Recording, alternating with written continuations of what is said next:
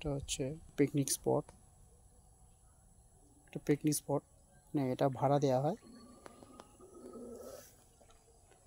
দেখুন এই স্পটটা দেখুন, আপনাদেরকে দেখাচ্ছে আজকে পিকনিক স্পট। এটা এটা হচ্ছে আপনার বহুরু বহুরু সাউথ চব্বিশ পরগনা বহুরু রামকৃষ্ণ মোড়।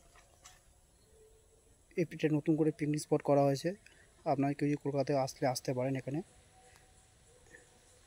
ফ্যামিলি পিকনিক করার জন্য এটা করা হয়েছে, বাগান টাইপের।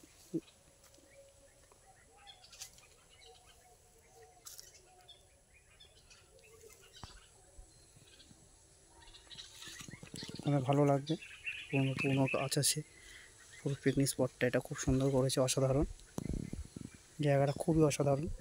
আপনারা সবাই আসতে পারেন এখানে পিকনিক করতে, সবাই মিলে ফ্যামিলি পিকনিক করতে পারেন।